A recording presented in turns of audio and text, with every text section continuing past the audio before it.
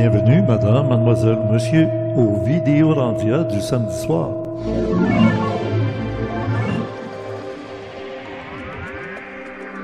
Directement de Mont-Saint-Hilaire, sur la rive sud de Montréal, au Québec, Canada, de l'autre côté de la rivière Richelieu.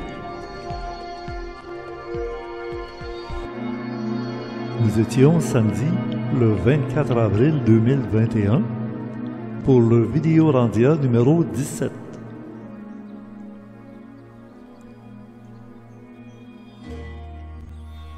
Conception, animation et montage, Richard Glenn, l'ésotériste du Nouveau Monde. Notre invité, M.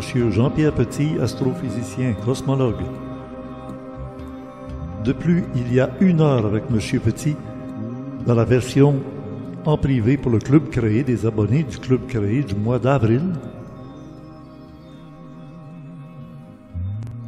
Ne manquez pas de lire le complément surprenant de Gilles Surprenant,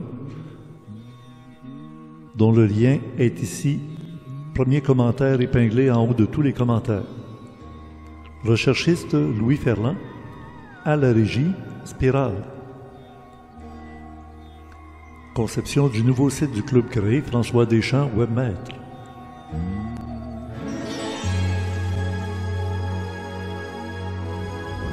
Allons en studio rencontrer M. Jean-Pierre Petit, qui est dans le magazine Nexus, actuellement en vente dans les kiosques journaux. Le numéro 133.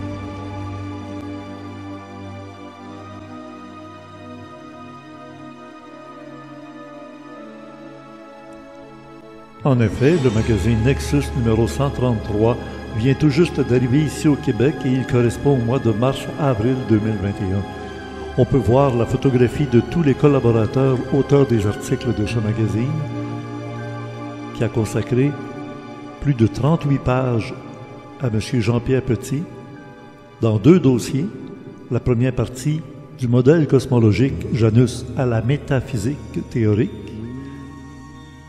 et la deuxième partie, la magnéto-hydrodynamique, quand la France était à la pointe de l'innovation, ce qui nous rappelle l'aventure du Arrow, l'avion de chasse le plus perfectionné au monde qu'on avait dans la fin des années 50 ici au Canada. Il donne un clin d'œil même aux phénomènes extraterrestres. Il revient sur les armes secrètes, tant américaines que russes, et beaucoup de détails concernant sa carrière, ses rencontres, des confidences. Voici l'équipe Janus. Alors je vous recommande d'aller vous le chercher rapidement car il est très rare comme magazine. L'homme qui a percé les secrets de l'univers a parlé et a écrit sur la folle histoire de Dieu et Jésus de Nazareth. Oui, de physicien Jean-Pierre Petit. Oui, pourquoi Jean-Pierre se lancer dans l'histoire de Jésus ou de la Bible? C'est loin de la physique à premier abord. Bon, bien, moi je suis curieux de tout. Hein, je suis curieux de tout. Pourquoi est-ce que je me suis intéressé à l'égyptologie? Hein, oui, oui. Va voir sur ma bande dessinée Le secret d'Imhotep. Hein. Voilà. Bon, mais là, moi, je pense qu'il faut dire la vérité, quoi. Bon, j'ai eu des expériences de contact avec des extraterrestres. Bon, mais j'ai eu aussi des expériences de vie antérieure, tu vois. Pour moi, c'est quelque chose d'admis, quoi. Il n'y a pas de problème. Et quand on regarde ce que je fais vivre à mon personnage Lenturlu dans la bande dessinée, ça m'est arrivé, moi. Disons que quand je suis allé au Caire la première fois, la nuit, je suis passé au travers du toit de l'hôtel et je me suis retrouvé 4000 ans avant sur le plateau de Gizeh, dans une vie antérieure où j'étais un jeune homme qui était le neveu d'un prêtre qui dirigeait les travaux. Et quand j'arrive, il commence à m'engueuler et j'ai envie de dire, je comprends pas un mot. Moi, je viens, voilà. Et oh oui, simplement, c'est ça. Vous aviez la conscience d'aujourd'hui qui s'était bien, fait un voyage bien, dans le temps, oui. voilà. Et à ce moment-là, eh bien, j'ai observé comment les choses se faisaient. Hein, et après, quand je suis rentré dans ma chambre d'hôtel, j'ai pris des notes. C'est très. Mais vous savez, moi, le sens de l'humour, ça m'aide à faire des tas de choses que d'autres ne feraient pas, quoi. Bon, on dit Et c'est d'avoir de l'esprit. Et voilà, l'esprit est bien essentiel dans tout ça, hein. voilà. Et donc, à ce moment-là, avec tout ça, on n'a pas la vie de tout le monde, quoi, c'est tout. Mais simplement, ce que je veux dire, vous êtes, vous, sur le continent nord-américain, vous êtes au Canada. Bon. Mais le Canada aussi, c'est non pas seulement le Canada français, c'est le Canada anglophone, et puis c'est les États-Unis, c'est le Nouveau Monde, le Nouveau Monde. Eh bien, moi, je lance un appel, je vous dis la chose suivante. Ne comptez pas sur les scientifiques traditionnels pour faire bouger les choses. Ne comptez pas sur les politiques traditionnels. Ne comptez pas sur les religieux traditionnels. Comptez sur vous-même. Hein, vous savez, cette phrase, si tous les hommes de bonne volonté vous laissent donner la main, eh bien, c'est ça. Tous les hommes de bonne volonté, de toute race, de toute couleur. Et il faut aussi penser que des choses très fortes peuvent se faire. Il ne s'agit pas de tomber dans une spiritualité béate. C'est ce que je raconte dans le Métaphysicon. Vous savez, Oui. des gens qui disent, oui, il faut commencer par se modifier soi-même, alors il faut méditer, etc. Non, il faut agir. Nous avons des choses à faire dans le monde sensible. Regardez, par exemple, moi, quand j'ai demandé de l'argent à ces gens-là, ils m'ont envoyé de l'argent. Ils ne se sont pas contentés de méditer ou de m'envoyer des ondes positives. Hein.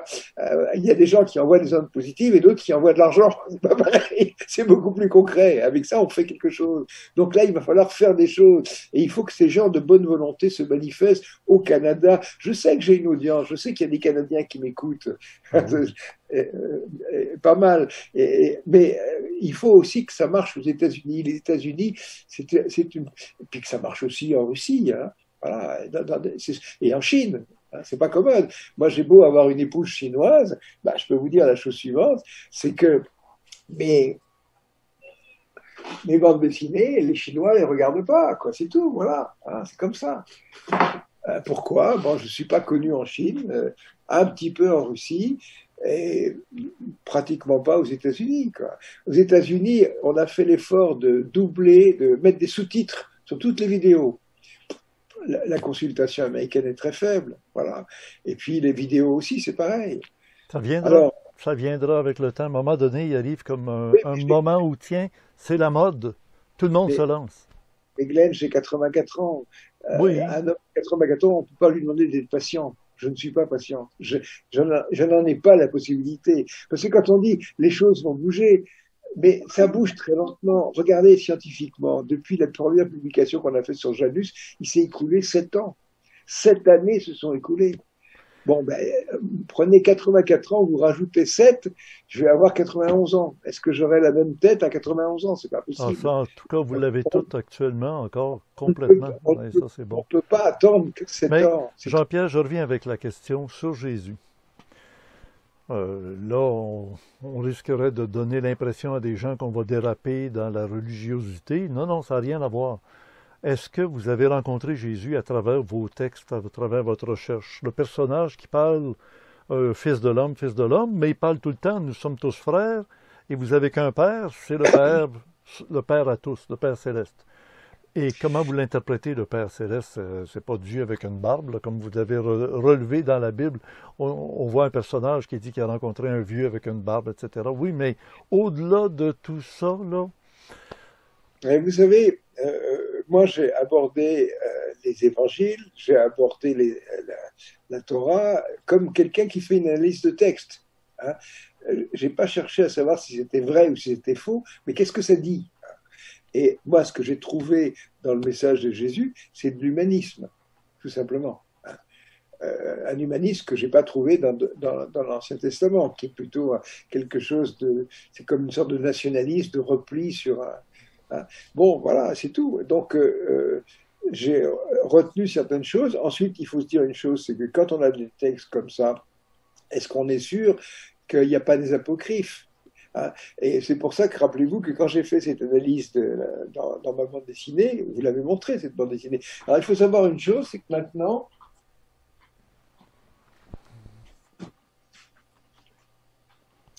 elle a été rééditée sous forme de deux petits bouquins comme ça. C'est très commode. Ça a été une grosse idée de mettre ça en petit format et ça marche très bien. Voilà. oui. Je dis là-dedans que lorsqu'il y a un récit qui est dans un seul évangile, c'est moins important que s'il est dans les quatre. Donc j'ai préféré m'orienter vers des choses. Et par exemple, quand vous prenez cette phrase de Matthieu, tu es pierre, et sur cette pierre je fonderai mon église, il est le seul à dire ça. Les trois autres ne le disent pas. Donc la question, est-ce que ça a réellement existé? Et puis quand vous parlez de Dieu le Père, moi je vois une chose, c'est que dans les quatre évangiles, il y a une phrase qui revient sans cesse. Le Christ dit, je suis le Fils de l'homme. Le Fils de l'homme. Et est-ce qu'on a des théologiens qui ont réfléchi à cette phrase? Ça veut dire quoi, le Fils de l'homme? Je vous pose la question. Ça veut dire quoi? Je suis le Fils de l'homme. Hein? Et ça, c'est plus important. Oui.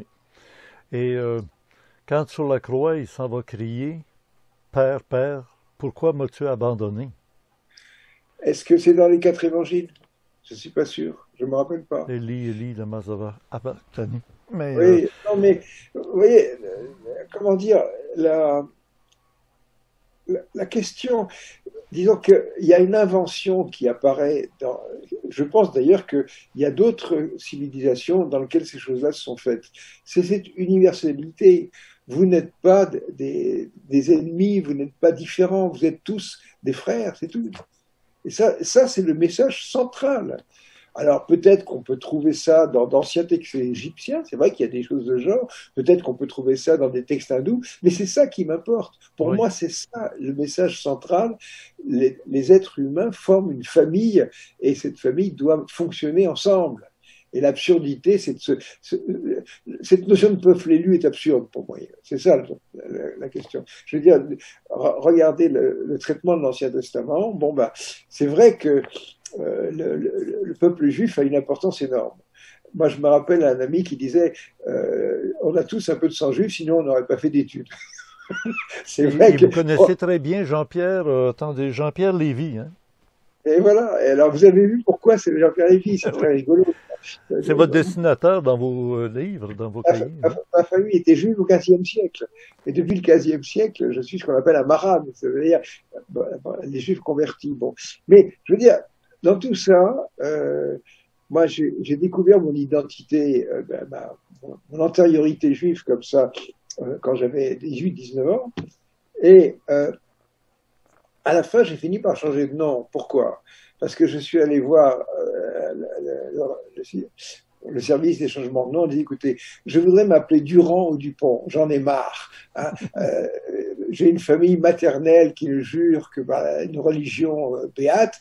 Ensuite, vous avez les juifs qui me disent pourquoi tu viens pas prendre des cours d'hébreu? Merde, je suis français, je voudrais m'appeler Durand et Dupont, je voudrais qu'on me foute la paix. Voilà, c'est ça. Voilà. Bon, voilà. Donc actuellement, ne me demandez pas si je suis chrétien ou pas chrétien, je m'en fous. Ce qui compte pour moi, c'est le destin de l'humanité. Qu'est-ce qui va se passer sur cette planète, hein? Voilà, moi je me rappelle. Avec le prénom Jean-Pierre Lévy. Lévy, ok, de la base de l'Ancien Testament juif, mais Jean-Pierre, c'est l'Apocalypse de Jean, et Pierre, qui est le fondateur de la chrétienté. Et sur cette pierre, je bâtirai mon... Vous étiez destiné, prédestiné, vous ne pouvez pas vous en sortir. Les deux pieds dans la tradition religieuse de quelque part, en tout cas. Peut-être qu'il n'y a pas de hasard. Mais en tant que physicien, comment vous pouvez expliquer deux choses? Et j'ai reçu un théologien il y a quelques semaines. Il me dit, dans tous les 12 ans d'études de théologie chrétienne catholique, on a passé seulement un après-midi à expliquer, il s'est fait expliquer la transfiguration. Bon. Et je fais aussi le parallèle avec la résurrection du Christ. J'ai reçu ici un physicien, peut-être l'avez-vous connu, Jean-Émile Charon. Oui, ça me dit quelque chose. Jean-Émile Charon, Monde éternel des éons, oui. Mort où est ta victoire. C'était vraiment... moi, il est venu ici dans mon studio où vous êtes venu vous-même. Et il est décédé maintenant. Et Jean-Émile, on a discuté de la résurrection du Christ parce que lui misait beaucoup sur l'électron. La crémation ou autre chose, de toute façon, on est certain que toutes ces belles structures que vous avez en vous, y compris vos gènes, tout ça va complètement se perdre dans la nature. Mais il y a une seule chose qui ne se perdra pas dans la nature, qui restera intacte, ce sont précisément les électrons, parce qu'ils sont éternels, y compris cet éon principal, cet éon qu'on appelle Je me distingué. rappelle, quand j'ai fait ce livre-là, Oui. on m'a fortement dissuadé de faire la même chose avec le Coran. C'est vrai que toucher au Coran, c'est risquer sa vie, quoi. Moi, je suis courageux, mais pas suicidaire, quoi. Et vous voyez, là-dedans, il y a quelque chose qui va pas, quoi. C'est pas le Coran, c'est pas les pensées indiennes, ni quoi que ce soit. C'est toutes les croyances. Mais arrêtez de vous accrocher à des croyances comme ça. Attendez, le Suaire de Turin, dans les profondeurs de cet artefact, on a beaucoup de misère à le renier, si ce n'est de la datation par le carbone 14 dans les années 90, où on a dit que finalement ça revenait au Moyen Âge, mais l'extrait du suaire qu'on a retiré, il y avait des fibres qui avaient été, du rapiessage qui avait été fait au Moyen Âge. Bon, alors peut-être que le carbone 14 a détecté ces pièces, ces fibres-là, mais toujours est-il que dans le suaire de Turin, ça correspond parfaitement à la tradition. Il est étendu sur une pierre avec le lin en dessous de lui, replié au-dessus de la tête. Alors tu as le dos et la face. Glenn, on ne va pas s'arrêter à des détails. Non, ok, je comprends. On a des choses plus importantes. Qu'est-ce que devient cette foutue planète en ce moment? Qu'est-ce qui va nous arriver? C'est grave. Nous vivons des heures, des années graves.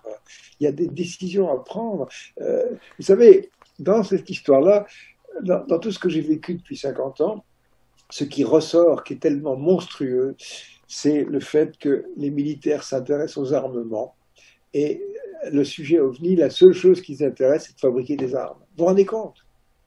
Mais c'est pour ça que, attendez, je fais une parenthèse, je défends la cause du suaire, parce que si on trouve un artefact inexpliqué par la science et inexplicable autrement que de dire, c'est comme diraient les autres un miracle, c'est inexpliqué, et tout le message de Jésus va prendre une grande importance pour tous les matérialistes, qu'il faut qu'ils, comme Thomas, mettent la main dans les plaies ou dans le côté pour se rendre compte que oui, il est ressuscité.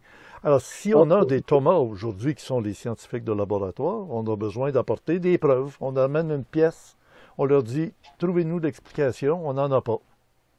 La roussissure qui est faite est une roussissure faite comme une très, très, très haute intensité de chaleur, très courte, puis elle n'a pas mis le feu au suaire parce que ça a été très court. Et ça finit là, et c'est marqué, et c'est un négatif. Alors, c'est une pièce à conviction, là. Alors pour vous, il faut une pièce de conviction, à ce moment tout le monde deviendra chrétien. Hein, c'est ça.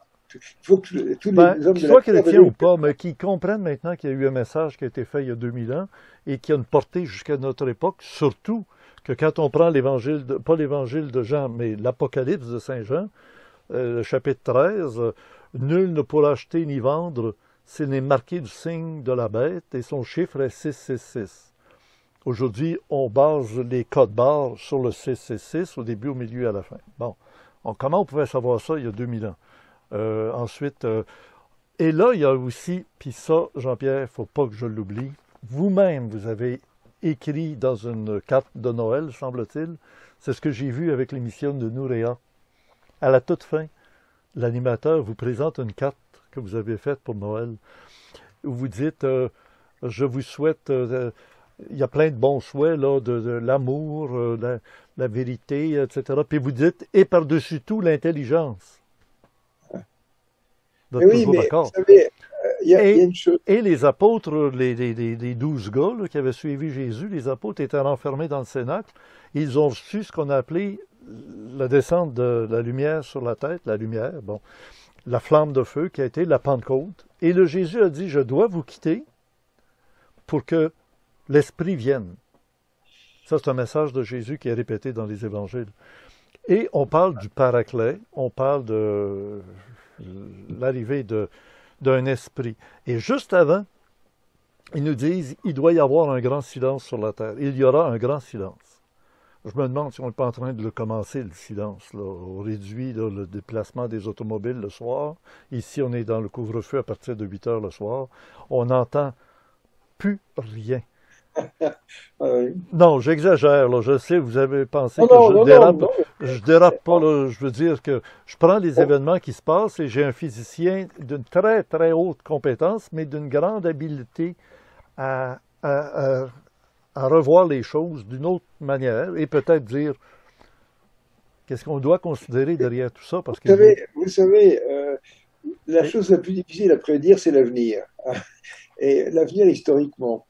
Regardez par exemple la Seconde Guerre mondiale, quand elle a éclaté. Mais en 1939, il y avait des millions de personnes qui n'y croyaient pas. C'est pas possible qu'on fasse une chose pareille, je vous assure. Il y a plein de gens, il y avait quelques personnes comme Churchill qui disaient ça va mal tourner, quoi. Mais il y a des gens qui disaient c'est pas possible qu'on fasse une chose pareille. Et actuellement, nous ne savons pas à quelle distance nous nous trouvons d'une catastrophe. Le monde peut très bien se dérégler gravement. C'est pour ça que quand je dis dans mes émissions, dans mes livres, etc., réagissez, prenez conscience rapidement, la situation est dans l'urgence, nous sommes dans l'urgence. Nous ne sommes pas là pour méditer et attendre que le ciel nous tombe sur la tête, il faut faire quelque chose, c'est tout. Et il y a des gens qui sont modernes au sens où ils réagissent, quoi. Alors effectivement, on pourrait dire que là, j'ai vu une réaction qui est l'argent. C'est quand même énorme, un truc comme ça, d'avoir 100 000 $ comme ça qui dégringole. Bon, maintenant, on ne fait pas tout avec de l'argent. Il y a des gens qui diront, écoutez, moi, je veux mettre tel moyen à votre disposition. Par exemple, si un type disait, moi, j'ai des milliards, j'ai une fortune énorme, bon, ben, avec ça, c'est pas moi qui vais acheter, à quoi ça pourrait me servir. Par contre, peut-être, vous avez un moyen qui est d'être médiatique. Acheter des heures de télévision, par exemple, pour parler. Oui, parce que aux États-Unis, là, Internet, Jean-Pierre, tout le monde entier a accès à Internet. Voilà, Internet. Mais vous savez, actuellement, il n'y aurait pas Internet, ce serait foutu, complètement. Ma voix ne porterait pas plus loin que le bout de mon jardin. Il n'y aurait pas Internet actuellement. Je n'ai accès à aucun média. Il n'y a aucun journal qui parle de moi. Oui, mais les médias, actuellement, les médias ont perdu la cote. Là. Les médias ont perdu la cote. Ceux qui vont vous écouter sur un média conventionnel vont passer à côté de votre message, parce que c'est pas ça qui les intéresse. Et vous vous rendez compte qu'il n'y a pas un laboratoire qui m'ouvre sa porte? Est-ce que vous vous rendez compte de ça? Pas un seul. Rendez-vous compte que dans cette collecte d'argent, les rares scientifiques qui ont donné de l'argent l'ont donné de façon anonyme. Anonyme. Parce que s'ils donnaient de l'argent à Jean-Pierre Petit, ils risquaient d'avoir des ennuis. C'est ça, exactement. C'est incroyable, incroyable. Me serrer la main en public, mais ça coûte une carrière. Si vous étiez un politicien, qu'est-ce que c'est que vous feriez en premier? Un policier? Non, un politicien. Si vous étiez élu président de la République. Ben, je ferais la même chose que ce que je fais maintenant. Je m'adresserais aux braves gens. Vous savez, il y a une chose qui m'a beaucoup touché, moi, c'est le mouvement des Gilets jaunes. Oui, vous l'aviez porté d'ailleurs dans une de vos émissions. Voilà, et moi je pense que je ne vais pas tarder à remettre mon gilet jaune pour me montrer solidaire vis-à-vis de ces gens. Parce que, évidemment, dans ce mouvement, on a créé de la violence, des gens qui vous rendez compte ce qu'ils ont fait, les Gilets jaunes, ils sont allés à l'Arc de Triomphe pour casser ceci. Non, c'est pas ces Gilets jaunes-là. Non, c'est ça. C'était les braves gens, les braves gens. Et ces braves gens, je les ai rencontrés dans les ronds-points, autour d'un feu, c'est ces gens-là. Et ces gens-là, après, ils sont partis parce que ça n'a pas marché, quoi. Puis en plus, quand on voyait ces gens qui défilaient et on leur coupait les mains, on leur crevait les yeux, c'est dégueulasse, un truc pareil, voilà. Mais vous savez, ça, la France est le pays qui a fait le preuve de violence policière derrière laquelle la Chine et la Russie sont complètement dépassées. On est le pays le plus violent de ce côté-là. Pour la Chine, on n'est pas là à place Tiananmen, mais on sait ce qui s'est passé quand même. Mais je peux vous dire la chose suivante, c'est que en France, vous manifestez, vous risquez de perdre un œil, vous risquez de perdre une... C'est pas mal. Moi, j'ai honte d'être français quand je vois une chose. Vous savez alors, que si vous étiez président de la République... Macron a acheté 70 000 cartouches de lanceurs de balles de défense. Ils ont racheté ça. Voilà. En disant, si jamais ça se passe comme ça, vous leur tirez dessus. C'est honteux, c'est honteux. Et moi, je dirais la chose suivante. Je m'adresse aux Gilets jaunes. Il y a des gens qui sont des gens de bonne volonté, qui ont du cœur. Vous savez, ce qui m'a le plus ému dans l'opération qu'on vient de faire, c'est qu'on a beaucoup de dons de 5 € et de 10 €. Les gens qui donnent 5 €, c'est des gens qui n'ont pas d'argent. Et par respect pour ces gens-là, il n'est pas question de toucher à un seul centime de cet argent pour faire des conneries. C'est fait uniquement pour le but qu'on a. Ils nous ont fait confiance. Ces gens-là, c'est une force. Vous savez, il y en a des millions de ces gens-là. Simplement, ils savent pas comment agir. On leur dit, vous allez voter. Voter pour qui? Pourquoi? Hein, on me dit, c'est une milieu politique. Qu'est-ce que je pourrais faire? Oui, Je ne qu'est-ce que sais vous pas. pourriez faire? Je ne sais pas. Mais je pense que j'aurai 40 ans, j'essaierai de faire de la politique. J'essaierai. Mais une politique même, je dirais, c'est même pas une politique nationale. Actuellement, le message que je donne, il est international. Ben Il n'y oui. a pas de Chinois, il n'y a pas de Russes, il n'y a pas d'Américains, il n'y a pas de Canadiens. Il y a des Terriens. C'est beaucoup plus que ça. Et l'ONU, ça sert à rien. Vous comprenez? Et n'oubliez pas le militaire, Salah, qui dit « Moi, j'aurais pesé sur le bouton lorsque j'étais en poste à telle époque. » Parce qu'il a été formaté dans son esprit pour agir comme ça. Et il y a beaucoup de gens qui ne se rendent pas compte qu'ils sont zombies ou robots. Ouais, mais vous savez, Glenn, moi je pense à un film fantastique qu'on a traduit par Le jour où la Terre s'arrêta, Ouais. qui date des années 50. Et à ce moment-là, vous avez un extraterrestre qui arrive et il veut rencontrer des responsables terriens. Il est accompagné d'un robot, hein? Et accompagné des robots, mais il arrive là-dedans, et à ce moment-là, l'Américain lui dit, vous savez, en ce moment, nous vivons des périodes d'une grande tension, ce serait très difficile. Et Michael Rennie, l'acteur, lui répond, écoutez, je n'ai pas entré dans le détail de ces conneries, quoi. Oui, alors les Russes voudraient que ce soit à Moscou, les Anglais voudraient que ce soit à Londres, les Américains voudraient que ce soit aux États-Unis, c'est tout. Bon, et qu'est-ce qu'il fait? Il va rencontrer les gens. Vous vous rappelez de cette histoire-là? Et moi, je dirais la chose suivante, c'est que actuellement, si on me disait, mais qu'est-ce que vous pourriez lancer comme un appel? Eh bien, moi, j'aimerais qu'il y ait une table ronde avec des Américains, des Canadiens, des Chinois, des Russes et tout ça, mais des gens de cœur. C'est pas forcément des politiques, c'est pas forcément des militaires, c'est pas forcément des responsables. Des gens qui disent, on veut que les choses bougent. Et on veut se donner la main. Vous savez, si tous les gens du monde voulaient se donner la main, c'est ces gens-là. Moi, je voudrais qu'on crée quelque chose de ce genre-là, qui ne soit pas une sorte de gesticulation imbécile avec une pseudo-écologie, etc. Là, actuellement, nous sommes dans un problème écologique, c'est de sauver l'humanité, c'est pas la Terre. Vraiment, c'est très grave. Et à ce moment-là, vous savez, il y a une chose quand même. Quand vous réalisez l'argent qu'on dépense dans les armements, mais c'est à tomber par terre.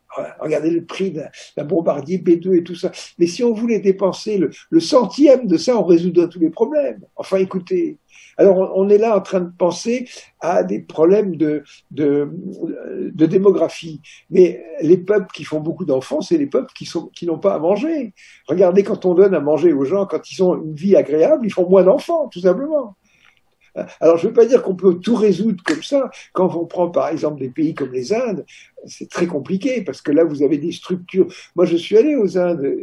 J'avais vu un formulaire d'université où il y avait écrit caste facultatif. Autrement dit, quand on s'inscrivait, il fallait préciser ses castes. J'ai vu des gens qui vivaient avec le système des castes. Bon, des choses comme ça doit s'arrêter. C'est pas possible. Il y a des choses comme ça qui doivent s'arrêter. Bon, il faudrait trouver des Indiens qui diraient oui, on est d'accord pour collaborer et nous, il va falloir qu'on casse notre système de caste. Mais ça veut dire quoi? Ça veut dire qu'il faut réfléchir à vos croyances, à votre système.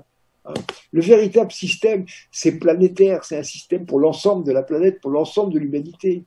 C'est l'humanisme avec un grand H. C'est pas le système du pays A et du pays B et du pays C, c'est tout. Nous avons des ressources, nous avons des moyens. Il y a des choses qu'il faut mettre en commun. Il y a des gens qui sont capables de dire, écoutez, moi je suis très riche, mais à quoi vous sert votre argent? Vous n'allez pas l'emmener avec vous, franchement. Quand vous parlez des gens comme si c'était homogène. Alors que c'est vraiment, tu sais, les castes en Inde, ici dans l'ésotérisme, on va dire, il y a les illiques, les psychiques, les pneumatiques. Les illiques qui sont dans la matière, qui ne voient rien d'autre que l'instinct, la matière, les sensations, etc. Tu montres des psychiques, des illiques, tu tu montes au psychique. Les psychiques, le psy, hein, l'âme, les pouvoirs psy, le paranormal, l'intuition, etc. Et tu arrives au-dessus aux pneumatiques. Les pneumas, la respiration, qui donne le souffle de vie, et c'est des êtres spirituels. Les castes, un jour... La caste des brahmanes, quoi. Moi, j'ai rencontré des brahmanes qui étaient des imbéciles, par exemple. Par contre, j'ai rencontré des gens qui étaient des intouchables, qui étaient très intelligents. Oui, Voilà. oui. On dit, Voilà. on va se servir de l'ADN, on joue sur l'ADN, on connaît maintenant le code génétique de l'être humain. Ils vont décoder, en plus de le connaître, ils vont finir par le décoder pour savoir à quoi sert telle chose, telle chose, telle chose. Et il y aura, au-delà de cette mécanique de l'être humain, biologique, mécanique, il y aura l'esprit. L'esprit qui entre dans ce corps-là. Et cet esprit-là, c'est lui qui est le contrôleur de toute la robotique de la machine. Glenn, il n'y a pas la jette de la connerie, vous savez. La connerie, c'est pas génétique, c'est culturel. C'est Hein? culturel.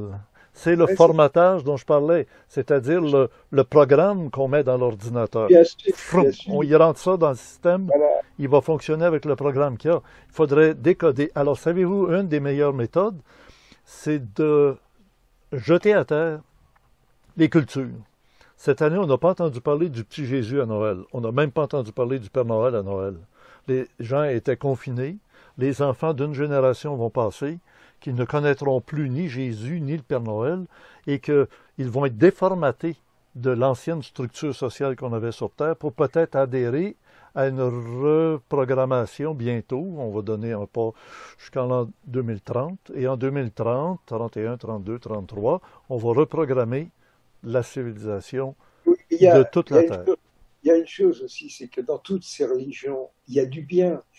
Il y a des gens, moi, vous savez, je suis très apprécié des musulmans, parce que chez les musulmans, il y a des gens qui ont un cœur grand comme ça, à côté desquels les chrétiens ne sont rien. Vous comprenez? Oui. Donc, il n'y a pas. Les hindouistes, les musulmans, il y a des gens qui ont du cœur, c'est tout. Et à ce moment-là, on ne leur dira pas laissez tomber vos croyances, laissez tomber vos rituels, simplement prenez ce qu'il y a de bien là-dedans. Hein. Il y a du bien partout.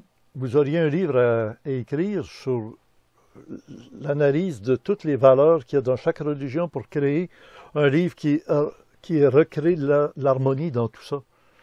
Pour Mais nous dire, Glenn, voici là, voici, voilà.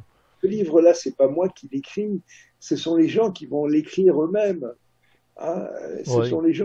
Regardez, par exemple, je voyais par exemple le christianisme, mais ça a fait des horreurs. Ça a fait des horreurs. Regardez les guerres de religion. Ben oui, C'est c'est vrai. Ah oui. hein. Par exemple, on pense aux islamistes qui veulent exporter leur religion, mais nous avions des christianistes dans le temps, des gens qui disaient on va vous imposer dans la religion chrétienne que vous le vouliez ou non. Et on a écrasé toute leur civilisation, etc. Donc simplement, vous faites des sacrifices humains, essayez de réfléchir, il y a peut-être mieux à faire, quoi. Vous voyez, il y a eu des tas d'erreurs comme ça. Ben, vous croyez à la réincarnation et à la Deuxième Guerre mondiale, il y a eu des massacres, on parle des Juifs, mais de bien d'autres, et puis l'adresse de... les bombes ont tombé. À Hiroshima et Nagasaki, les bombes atomiques ont exterminé des civils, des gens qui n'étaient pas armés, qui n'étaient pas des bonnes personnes, des gens qui vivaient en famille et tout. Et ces gens-là vont se réincarner. Est-ce qu'ils reviennent avec la haine de l'humanité? Est-ce qu'ils reviennent parce qu'oubliez pas, quand on mange de la viande d'un bœuf, surtout certains animaux plus évolués, ils nourrissent une haine contre l'être humain qui est en train de l'amener à l'abattoir, puis ils voient très bien qu'ils se font prendre par une serre qui leur prend une patte qui élève dans les airs, la tête en bas, on leur coupe la gorge pour qu'ils saignent, puis tout. Ces animaux-là développent une haine contre l'humanité et on mange sa viande après. Imaginez ce que ça va faire. Et on a des réincarnations humaines qui ont peut-être des vengeances à assouvir parce qu'ils ont été maltraités durant la Deuxième Guerre mondiale et entre autres, mais à travers tout le reste. Alors, justement, il faut arriver à passer outre par rapport à ces vies antérieures. Vous savez, on a un psychisme qui est une sorte de molécule fabriquée avec tous ces atomes qui sont ces vies antérieures, quoi. Moi, je dirais que quand on a une vie d'être humain, c'est un peu comme si on faisait du footing à côté d'un autobus, et dans cet autobus, vous avez 40 personnes, et il y en a un qui dit « Ah, il va faire comme moi au XVe siècle ». voyez. Donc, autrement Ouais. dit, vous avez tous ces moi qui discutent entre eux, et ça donne votre vous à vous. Voilà, c'est tout. Mais je veux dire que moi, je suis pas important. Les individus, c'est pas important. On n'est rien. C'est la réflexion globale qui compte. Oui, vous Franchement, amenez beaucoup. vous savez, c'est assez amusant. Il y a des gens qui disent, mais vous êtes incorruptible. Mais écoutez, j'ai une maison sympathique, j'ai une femme charmante, j'ai un beau jardin. Qu'est-ce que vous voulez que je fasse de milliards? Franchement, c'est idiot. Hein. J'ai une petite voiture qui marche bien. Est-ce que je vais m'acheter une Ferrari? Je m'en fous. Et le jour où les gens comprendront ça, mais c'est énorme. Mais vous savez, Jean-Pierre Petit, maintenant, vos livres, vos messages sur Internet par YouTube, c'est extraordinaire. Vous avez monté la côte alors que vous étiez vraiment en bas. Et on aurait dit que il n'y avait plus d'espoir. Jean-Pierre était pour s'éteindre à un moment donné, au début des années 2000, je dirais. Et puis tout d'un coup, oups, Oui, ça a la pris. Puis réponse à là, toutes vous êtes ces questions, vraiment là, au sommet de votre capacité. Vous touchez à tout. Même que vous parlez de l'analyse de la Bible et de la vie de Jésus, il faut le faire. Je ne pense pas que Jean-Pierre Petit se serait osé dans ces domaines-là il y a 40 ans ou 50 ans. oui, moi, écoutez, le problème, c'est le temps. Le problème, c'est l'âge. J'ai pas 74 ans, j'en ai pas 84, beaucoup. Le temps passe vite. Donc, Alors, je vous moi, je pose une suis dans drôle de question l'urgence. ésotérique, Jean-Pierre. J'en ai vu de toutes les couleurs des invités que j'ai reçus ici. Et si je vous demandais une question, préparez-vous votre prochaine incarnation? Non, pas du tout. J'ai pas le temps.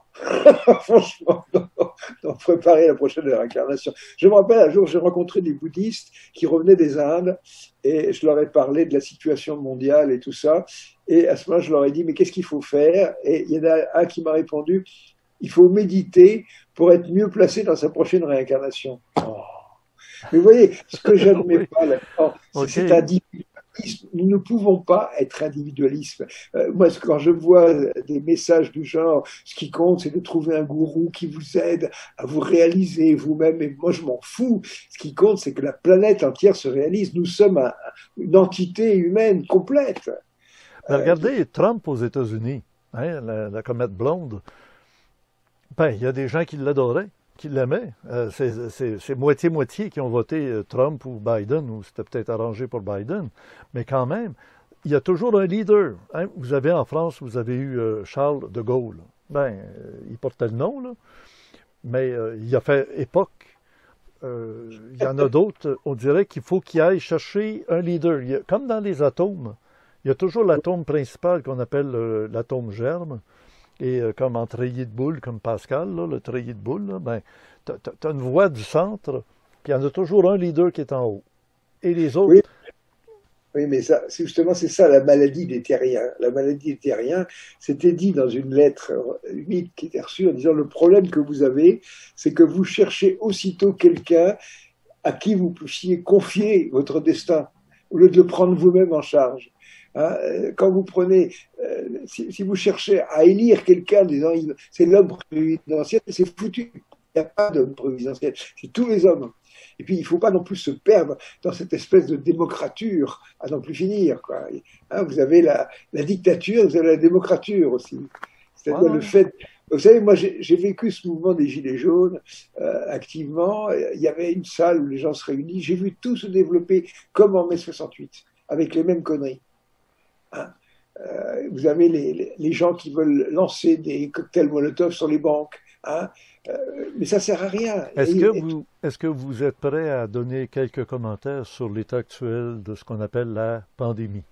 Avez-vous été Ouais, vacciné? Êtes-vous d'accord avec les propos de Dr Didier Raoul de France, là, de Marseille, pour je veux dire, l'hydroxychloroquine qui semble avoir donné des bons résultats? Puis on l'a retiré de France, on a retiré l'hydroxychloroquine des pharmacies du Québec, alors qu'il y en avait en quantité. Il y avait des masques en plus. Ils ont tout envoyé ça en Chine au début.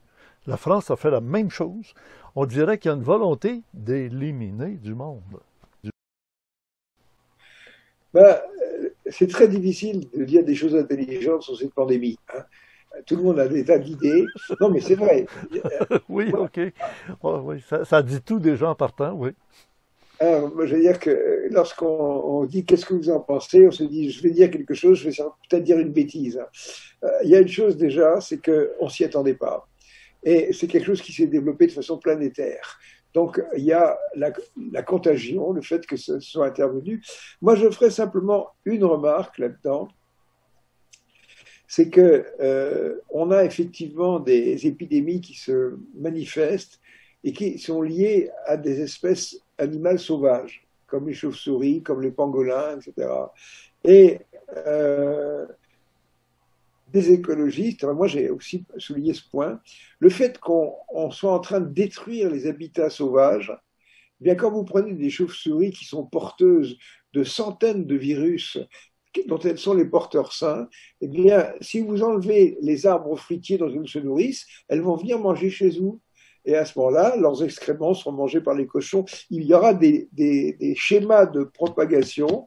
Et s'il y a une chose que j'aurais dite à ce moment-là, c'est pensez à préserver les habitats sauvages. Sinon, ces habitats vont se retourner contre vous. Parce que vous voyez, il y a une sorte d'intelligence dans le vivant.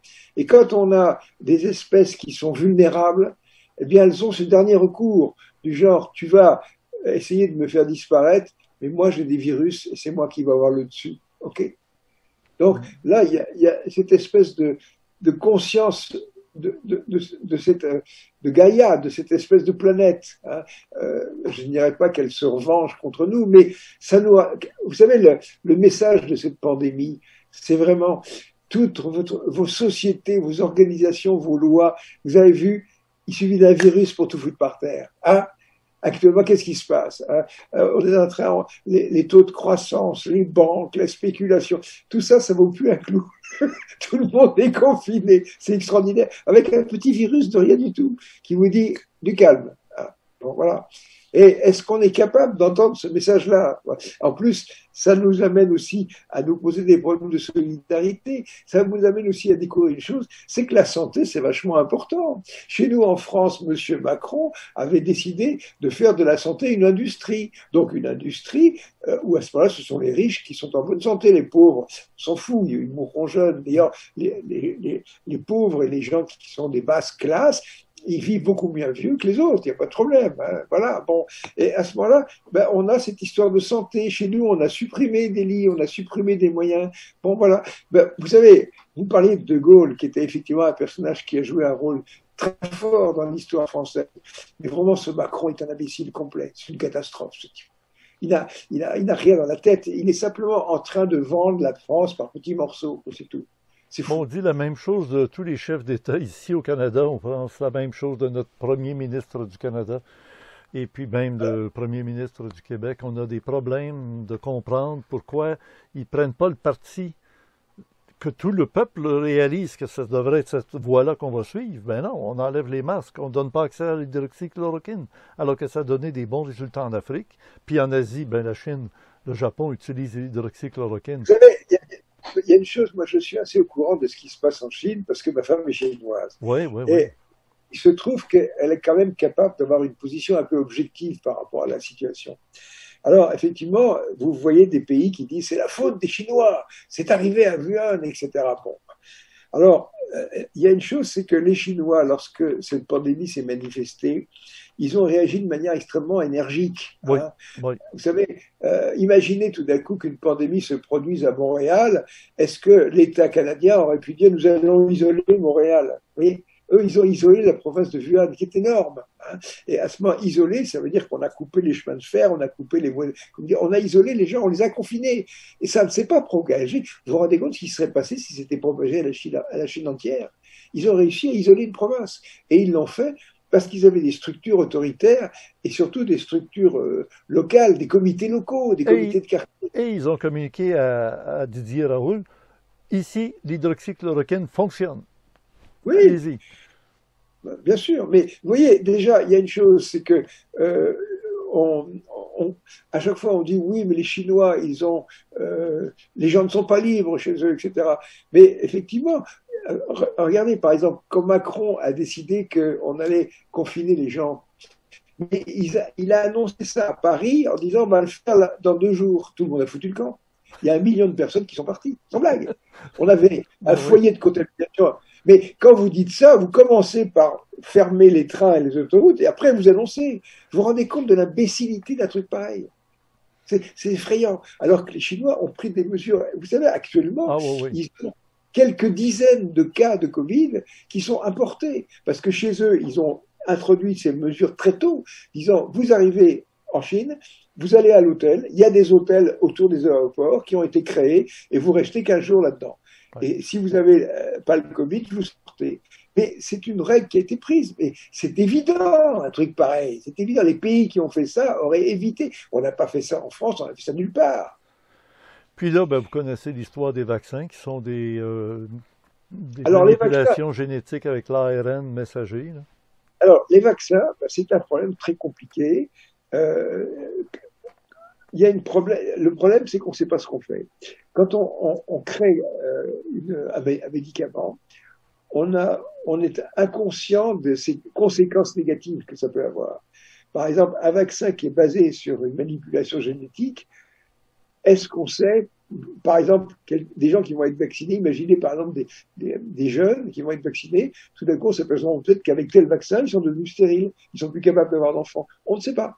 Hein, ou alors ils vont perdre leurs cheveux, ou alors ceci, ou alors cela. Quand on touche à la génétique, c'est dangereux. Maintenant, on est actuellement dans une sorte de situation d'urgence. On ne sait pas trop quoi faire. Est-ce que le vaccin est une réponse? Si ça marche, oui. Mais franchement, l'irresponsabilité de Big Pharma est grave. Bon, vous voyez bien que ces gens-là ne pensent qu'à faire de l'argent. C'est tout. Non, mais ils veulent dépeupler la Terre. Il y a trop, disent-ils, pour pouvoir utiliser des hélicoptères ou des drones taxis où les gens vont pouvoir embarquer dans un drone, s'en aller dans l'espace. Mais si tout le monde veut profiter des développements qui sont maintenant à la portée de tous, il faudrait qu'il y ait moins de monde, parce que s'il faut donner accès à tout le monde également, ça va être des embouteillages, ça va être des accidents, ça va être terrible. On veut avoir un monde meilleur, bien installé. Mais on ne donne pas la chance à ceux qui veulent se retirer de ce monde-là, d'aller vivre en société, à la campagne ou à des endroits qui leur appartiendra.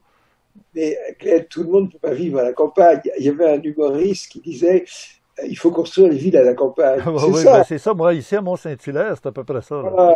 Mais on n'a pas, on n'a pas les moyens de mettre tout le monde à la campagne. C'est idiot. Non, non, Nous mais avons... ceux qui ne veulent pas participer à l'évolution technologique qui donnera accès à des inventions formidables, tout le monde serait heureux d'aller dans des hélicoptères se rendre au travail au lieu d'attendre sur la circulation des embouteillages. Je vois par exemple des sociétés qui essayent de développer des moyens techniques pour faire un tourisme spatial. On se dit, mais c'est pas possible. Hein. Essayons d'utiliser l'argent à des choses plus intelligentes. Nous avons tous les moyens financiers, scientifiques, techniques, humains pour faire de la Terre un paradis. On a 10 fois l'argent pour le faire. On a 10 fois les moyens. Simplement, il faut décider de le faire. Il faudrait une sorte d'ONU qui dise, voilà, maintenant, on va gérer la planète de manière intelligente. C'est pas difficile pour gérer la planète de manière intelligente. Arrêtez de gâcher pour ça. Alors, Jean-Pierre, comment changer la culture des gens qui sont dans une culture qui empoisonne la vie? Ben, vous savez, il y a déjà cette histoire de pollution, ça c'est très important. Regardez par exemple le plastique. Hein. Bon, ben, en Belgique, les gens, ils ont des bouteilles en verre. Hein. Rappelez-vous, des bouteilles en verre. Ben, à ce moment-là, quand vous achetez du jus d'orange, bon, après, vous amenez votre consigne et puis on le réutilise. Bon, ben, ça évite de fabriquer des bouteilles en plastique. Alors qu'autrement, vous avez une sorte de gâchis d'emballage. C'est effrayant, c'est effrayant. Réfléchir à une chose comme ça, c'est quelque chose d'utile. Parce qu'actuellement, on est en train de faire des choses graves. On a quand même arrêté de fumer la cigarette en public partout. C'est déjà pas mal. Il y a des choses comme ça, bien sûr. Mais bon, il n'y a pas que ça. Mais déjà, arrêter le luxe. Le luxe, c'est choquant. Comment est-ce qu'on peut avoir des voitures à 300 chevaux, etc. Ça ne sert à rien, nom de Dieu. Oui, c'est sûr. Il faudrait que les gens aient une autre notion de luxe. En disant, mon luxe à moi, c'est dans ma tête. Je suis luxueux parce que je suis libre. Moi, j'ai l'impression de vivre luxueusement. parce que j'ai la capacité de vivre libre. J'ai la chance aussi d'être dans un pays où c'est possible. On m'a pas enfermé dans une prison parce que je parle déjà, c'est déjà pas mal. Peut-être que ça arrivera un jour. Peut-être qu'un jour on me tuera, j'en sais rien. Mais je suis libre. Le véritable luxe, c'est la liberté. Rappelez-vous cette phrase. Le On s'en véritable va, luxe, c'est la liberté. on s'en va dans une société où si t'es pas vacciné, t'as plus de passeport, tu peux pas aller aux salles de cinéma, tu peux pas aller dans des grandes surfaces pour acheter de la nourriture avec d'autres. Ceux qui sont vaccinés sont déjà protégés, on les laisse aller. Les autres, ils risquent de polluer, ils risquent Vous de savez, vacciné, contaminer. la question qu'on se pose, c'est est-ce que c'est efficace? J'en sais rien. Ben ouais, mais on sait que c'est même pas Est-ce efficace. que la vaccination est efficace? Ouais. Il y a eu des effets secondaires. Ben oui, mais là, on est dans l'expérimentation, quoi. Et de toute manière, on sait très bien que si on rend des choses comme ça obligatoires, le vaccin permet d'injecter à des gens des choses tout à fait suspectes, comme des puces. Enfin, je l'ai écrit il y a 20 ans, rappelez-vous. Est-ce que vos contacts vous rassurent ou vos contacts vous alertent? Ma foi, je me souviens qu'en 2013, j'avais posé la question, est-ce que c'est souhaitable que je reprenne tous ces travaux de cosmologie et tout ça? La réponse a été, vous avez votre libre choix. C'est vous qui choisissez, c'est vous qui décidez. Nous sommes face à nous-mêmes. Simplement, il y a une chose, c'est que il y a 30 ans, j'avais des échanges assez amusants. Je ne sais pas si vous connaissez cette histoire. J'avais un petit Macintosh. Vous vous rappelez le petit Macintosh, ce petit ordinateur comme ça. Bon. Il y avait un disque dur de 20 mégas et il n'y avait aucune connexion avec quoi que ce soit. Et puis, ça a commencé avec des réflexions que je faisais sur la logique tétravalente dans mon ordinateur. Et à ce moment-là, j'ai reçu une lettre d'Arabie Saoudite une semaine après. Bon, c'est ça que je vous disais, la lettre. Ah, ok, moi j'avais confondu votre téléphone que vous avez eu, que vous avez parlé, avec l'Arabie Saoudite, là, des pays arabes. Ok, c'était celle-là dont vous parliez. Non, mais l'Arabie Saoudite, c'est particulier. Mais Ouais. après, ma foi, ce que je faisais, c'est que je pouvais envoyer des messages en les écrivant sur un fichier Word dans mon disque. Et puis, s'ils avaient envie de répondre, ils répondraient. Alors, à un moment, j'ai reçu un courrier me disant, voilà, nous avons un agenda pour contacter les terriens, je sais pas, en 2035, nous ferons ceci, nous ferons cela. Je dis, vous rigolez. C'est beaucoup plus compliqué que ça de contacter une planète. Surtout, la phrase qui revenait toujours, c'était contacter vos représentants. Mais non, c'est pas les représentants qui vont contacter. Ils sont incapables. Écoutez, hein, Ouais. franchement, nos représentants actuels n'ont pas le mental pour supporter un contact. Ce sont des imbéciles, quoi, c'est tout, voilà. Donc, moi, j'ai dit, je vois qu'une seule chose, c'est d'essayer de créer cette évidence de cette présence extraterrestre à travers la transmission d'informations dans le tissu scientifique. Et à ce moment-là, ils m'ont envoyé des informations. Donc, si vous voulez, moi, je joue un rôle, je suis le virus. Je suis un virus. C'est-à-dire que je transmets une information scientifique dans la machinerie scientifique. Alors, la machinerie scientifique, il y a une grosse fièvre, c'est terrible. Il y a un phénomène de rejet terrible.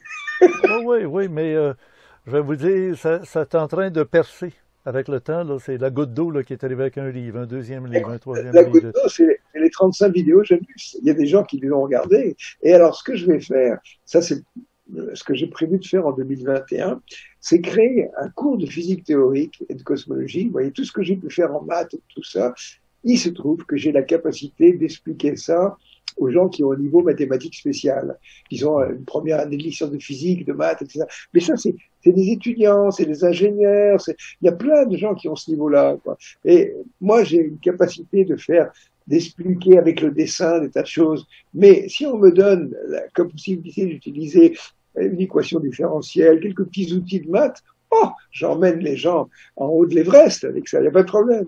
Et en plus, je vais le faire, et en plus, ce sera drôle. En plus, on s'amusera. Il y aura des dessins humoristiques et tout ça, Et voilà. enregistrez tout, parce que le jour où vous serez décédé, ça demeurera et votre enseignement continuera et continuera de génération en génération jusqu'à ce qu'il y ait quelque chose qui casse, Les qui éclate. vidéos, elles ont déjà été copiées à je ne sais combien Ben d'exemplaires. oui, J'ai même pas besoin de les mettre dans un coffre-fort. Elles sont dans la nature, complètement bénies. exactement. Eh oui. Voilà.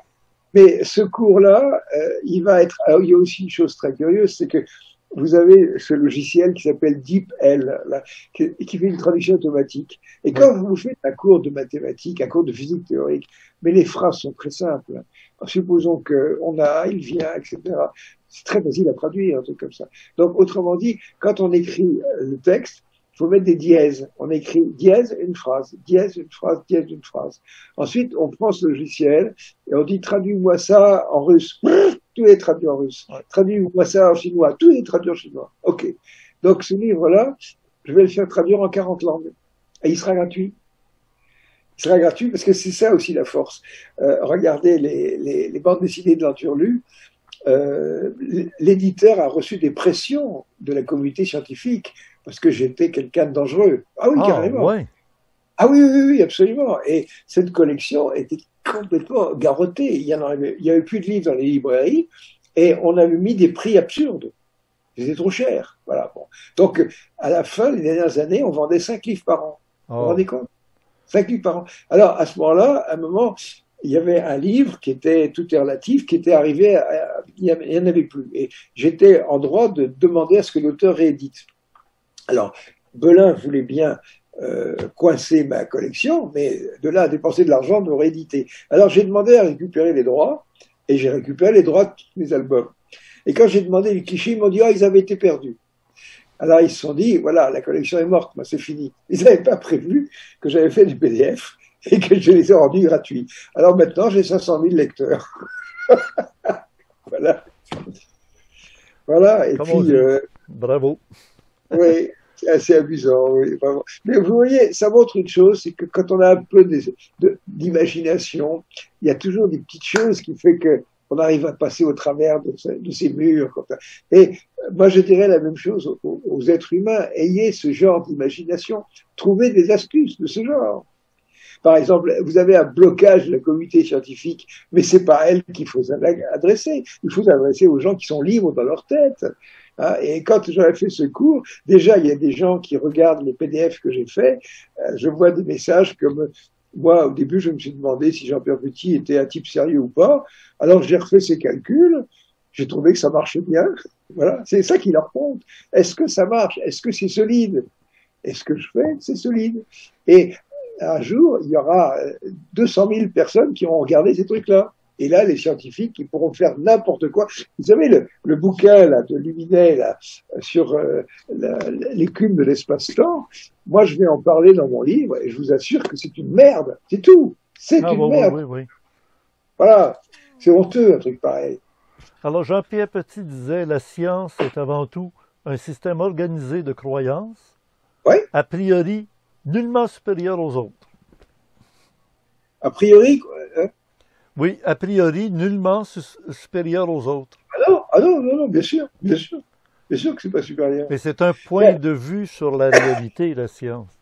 Ben oui. On dit en Orient par 4 chemins. Le scientifique, au-dessus, en ligne opposée, sur un cercle, le scientifique, le mystique, le religieux, le guerrier. Et au centre, la voix de l'artiste.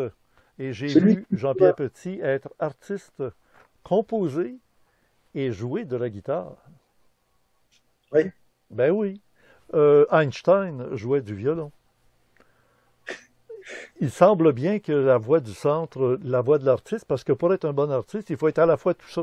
Il faut être mystique, inspiré. Il faut être scientifique, connaître les règles d'accords et tout ça. Le religieux, c'est d'y croire à son idée, à son message, et envoyer un message. Et le guerrier, ben, c'est de se battre avec l'instrument ou à travers la sculpture, fabriquer la sculpture. Mais au bout de la ligne, c'est l'artiste qui crée une œuvre. Vous savez, il y a aussi une chose qui est très particulière, c'est l'humour. Et je me demande si les extraterrestres ont de l'humour. Je suis pas sûr.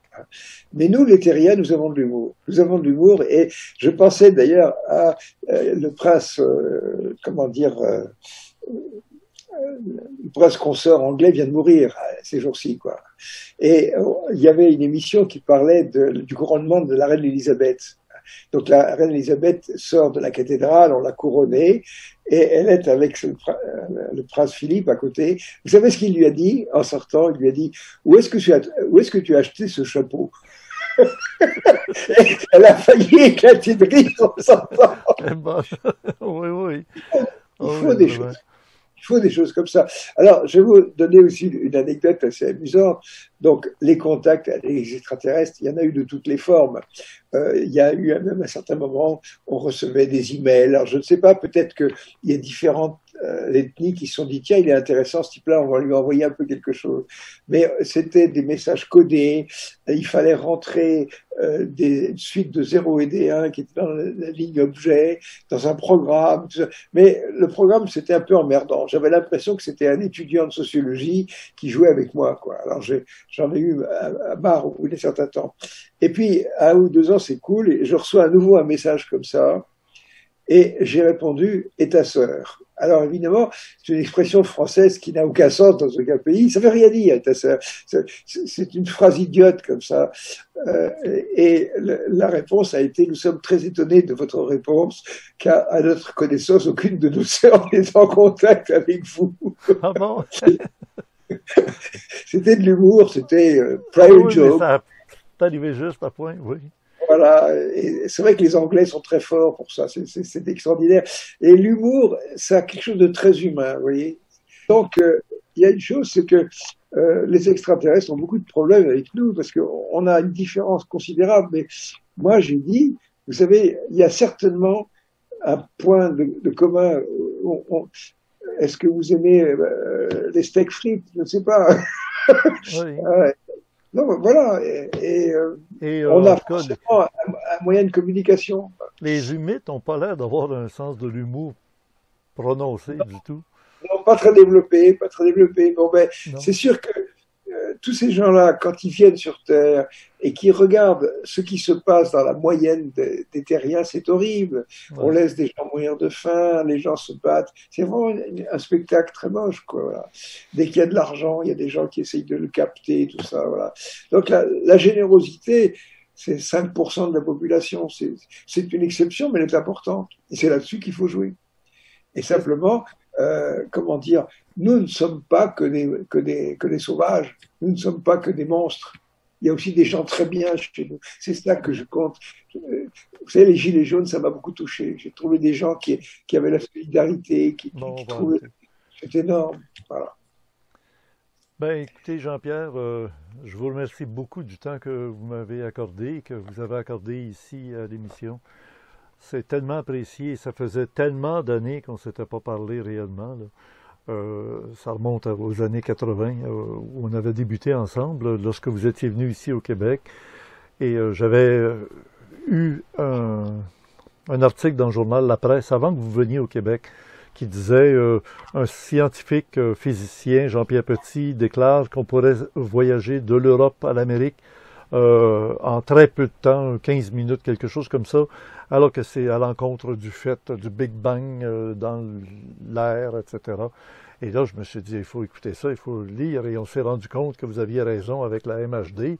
On fait le vide, il n'y a pas de Big Bang, ça vient de finir, entre autres. Oui. Vous savez, Glenn, il y a une chose étonnante, c'est que moi, je suis passé dans des télévisions. Il n'y a qu'en France que ça a été désagréable. Les Belges, j'ai toujours été très bien reçu. Les Canadiens aussi. Quand je suis passé à la télévision canadienne, on ne m'a pas accueilli avec un petit sourire en coin imbécile. Non, non, non, non. Ça a toujours...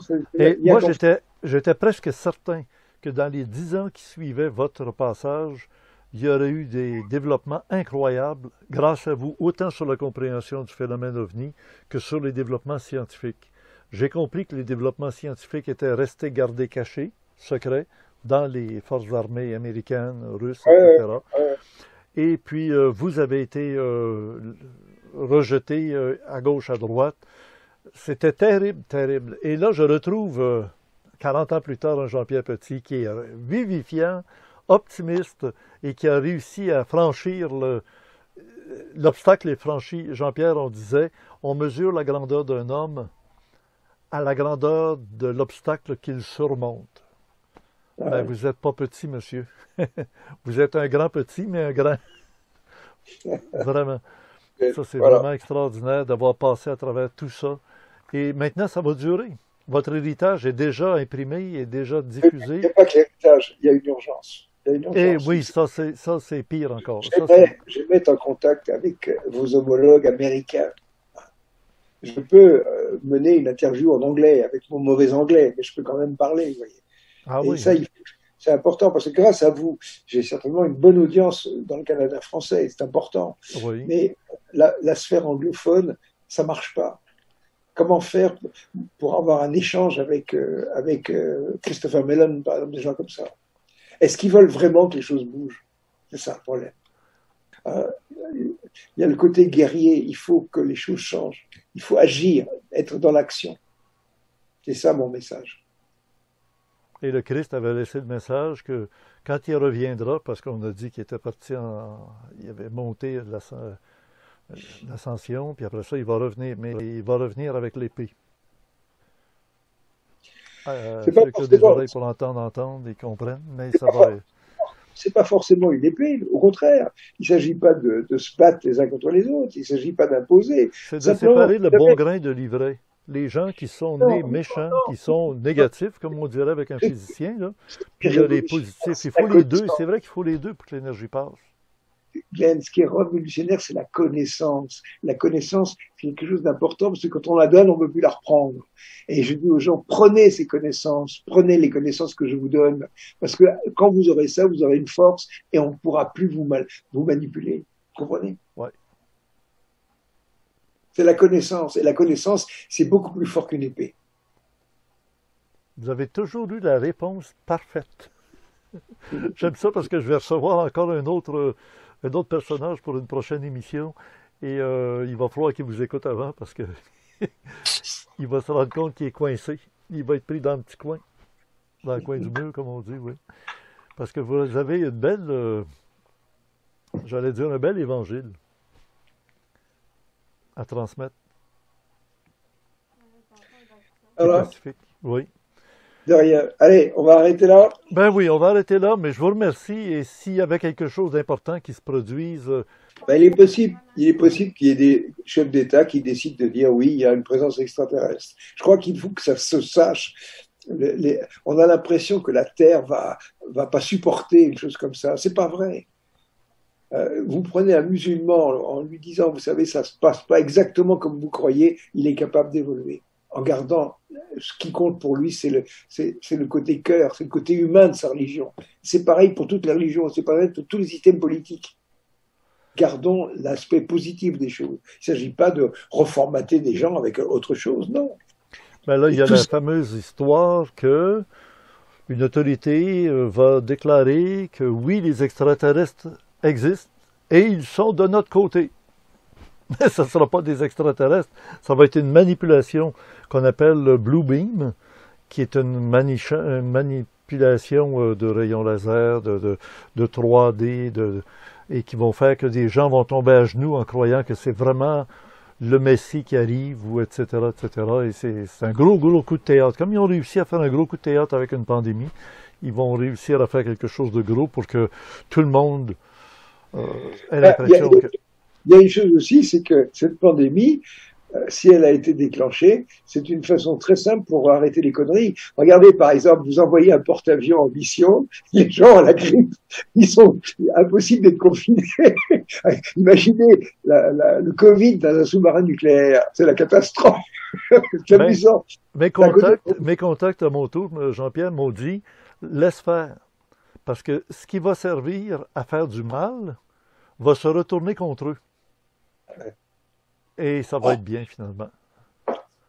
Et quand on se met, vous vous rendez compte que maintenant, quand on va envoyer un astronaute dans la station spatiale, il va falloir qu'on le mette en confinement pendant 15 jours, parce que s'il colle le Covid à tout le monde, c'est la catastrophe. Ah ben oui. Ah Ce ben, Covid, en tout cas, ça a une phrase, c'est calmez-vous. Hein. Voilà. Voilà. alors que Dieu vous prête vie, comme dirait... ou alors comme les Star Trek, live long and prosper. Merci. Souhaitons-nous mutuellement bonne chance. Voilà. Et avis à tous les terriens, bougez-vous, c'est vous qui avez le pouvoir. Faites l'acquisition des connaissances, ces connaissances vous rendront invincibles. Et ça aussi, c'est dit dans l'Ancien Testament. Par faute de recherche ou d'intérêt pour la connaissance, le Yahvé les a abandonnés. En tout cas, c'est toute une autre histoire. Là. On repart. Non, on s'en garde pour d'autres fois. Merci, Jean-Pierre Petit. Allez, au revoir. Et je répète aux gens, procurez-vous les livres et allez sur Internet voir toutes les entrevues que Jean-Pierre a données et aussi ses vidéos de son propre site. L'adresse de votre site, on la voit en bas de l'écran maintenant. Super. Merci, Glenn. Merci Jean-Pierre. Je vous rappelle que le magazine Nexus numéro 133 pour les mois de mars-avril 2021 consacre 38 pages à M. Jean-Pierre Petit, l'homme qui a percé les secrets de l'univers. Je n'avais pas eu encore l'occasion de lire le magazine avant l'entretien que je viens d'avoir avec M. Jean-Pierre Petit. Vous venez de voir et d'entendre le Vidéorandia du samedi soir, le samedi 24 avril 2021. C'est le Vidéorandia numéro 17. C'est du Mont-Saint-Hilaire au Québec, Canada, que vous parvient cette émission. Conception, animation et montage, Richard Glenn, l'ésotériste du Nouveau Monde. Notre invité cette semaine, M. Jean-Pierre Petit, astrophysicien, cosmologue bien connu. Il y a une version d'1 heure encore avec M. Jean-Pierre Petit pour les abonnés du mois d'avril au club créé en privé. Ne manquez pas de lire le complément surprenant de Gilles Surprenant dans le forum Orandia, dont le lien est ici disponible. Premier commentaire, des commentaires sous le Vidéorandia, épinglé en haut. À la supervision technique, Emmanuel, Stéphane et Donald, recherchiste Louis Ferland, à la régie Spirale et le responsable concepteur du nouveau site du Club Créé, François Deschamps, webmaster. Dans le Club Créé, on retrouve à l'adresse orandia.ca bien souvent les mêmes invités qui ont participé au Vidéorandia du samedi soir et qui nous ont accordé 1 heure supplémentaire en allant encore plus loin dans certaines informations qu'on pourrait dire initiatiques.